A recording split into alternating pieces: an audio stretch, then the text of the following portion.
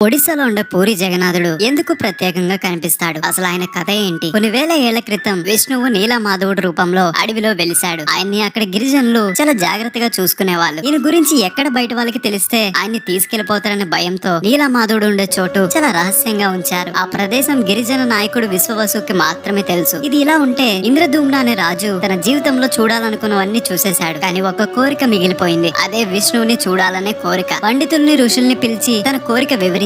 వాళ్ళలో ఒకరు విష్ణువు నీలమాధవ రూపంలో ఉత్కల నీలగిరి ప్రాంతంలో ఒక రహస్య ప్రదేశంలో ఉన్నాడు. ఆ చోటు అక్కడుండే గిరిజన నాయకుడికి తప్ప ఇంకెవరికి తెలియదని చెప్తాడు. ఉత్కలని ప్రస్తుతం ఒడిశా అని పిలుస్తున్నాం. ఈ ప్రదేశానికి విద్యాపతి అనే పురోహితుడు నిజమో కాదో తెలుసుకోవడానికి రాజు పంపుతాడు. విద్యాపతి కొంతకాలం ఆ గిరిజనులతో గడుపుతాడు. గిరిజన పెద్ద అయిన విశ్వవసు కూతురు విద్యాపతితో ప్రేమలో పడుతుంది. వీళ్ళిద్దరికి వివాహం కూడా జరుగుతుంది. విద్యాపతి తన మావగారిని ఒక కోరిక అడుగుతాడు. ఈ కొండల్లో ఉన్న నీలమాధవుణ్ణి దర్శించుకోవాలి అని. ఎలానో విద్యాపతి తన అల్లుడు కాబట్టి తీసుకువెళ్ళడానికి ఒప్పుకుంటాడు. కాకపోతే వెళ్లే దారి చూడకుండా కళ్ళకు గంతలు కడతానని అంటాడు. విద్యాపతి సరే అని చెప్పి వెళ్లే దారి గుర్తు పెట్టుకోవడానికి దారిలో ఆవగింజలు వదులుకుంటూ వెళ్తాడు. నీలగిరి లోపలికి వెళ్ళాక నీలి రంగులో ఉన్న మాధవుణ్ణి చూసి ఆశ్చర్యపోతాడు. తర్వాత ఏం జరిగిందో పార్ట్ 2లో